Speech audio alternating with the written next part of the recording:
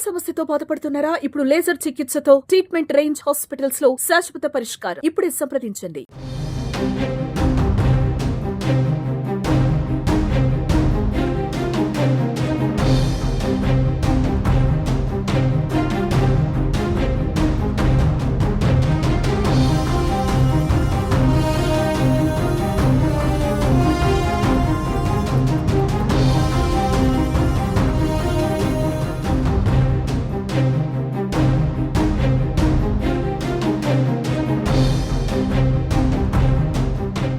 AP సచివాలయంలో అగ్ని ప్రమాదం చోటు చేసుకుంది. రెండో బ్లాక్లో మంటలు ఒక్కసారిగా ఎగిసిపడ్డాయి.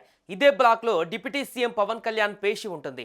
డిప్యూటీ సీఎంతో పాటుగా హోంమంత్రి అనిత, ఆర్థిక మంత్రి పయ్యావుల, మంత్రులు నాదెండ్ల మనోహర్, కందుల దుర్గేష్, ఆనం నారాయణ పేషీలు ఉన్నాయి. దీంతో సచివాలయంలో ఏం జరిగింది, ఏం జరుగుతోంది?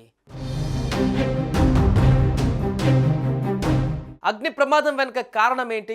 ఈ ఘటన వెనుక ఎవరైనా ఉన్నారా? కేవలం రెండో బ్లాక్లో మంటలు ఎగిసిపడ్డం పైన పాత్ర సూత్రధారులు ఎవరైనా ఉన్నారా? ఇది ప్రమాదమా లేక కుట్రనా అనే కోణంలో విచారణ మొదలైంది. ఏపీ సచివాలయంలో అగ్ని ప్రమాదం జరిగింది. రెండో బ్లాక్లో ఉన్నటువంటి బ్యాటరీలు ఉంచే ప్రాంతంలో ఈ ప్రమాదం చోటు చేసుకుంది. విషయం తెలుసుకున్న సచివాలయ సిబ్బంది వెంటనే ఫైర్ సేఫ్టీ, ఎస్పీఎఫ్ అధికారులకు సమాచారం ఇచ్చారు. హుటాహుటిన చేరుకున్న ఫైర్ సేఫ్టీ సిబ్బంది మంటలను అదుపులోకి తెచ్చారు.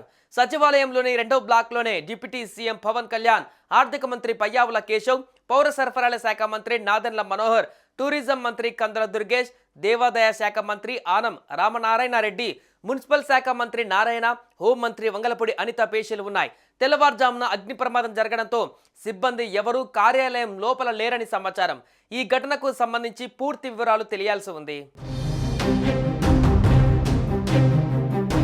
ఈ ప్రమాదం షార్ట్ సర్క్యూట్ కారణంగా జరిగిందా లేక మరేదైనా కుట్ర కోణం ఉందా అనే దానిపైన పోలీసులు విచారణ మొదలుపెట్టారు.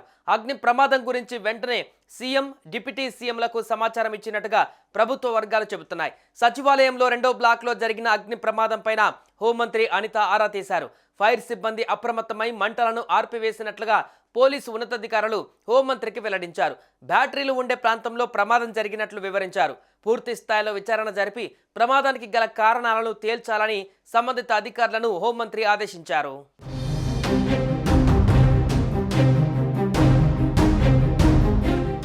సుమన్ టీవీలో మీ పర్సనల్ అండ్ బిజినెస్ ప్రమోషన్స్ కోసం కింది నెంబర్కి కాంటాక్ట్ చేయండి.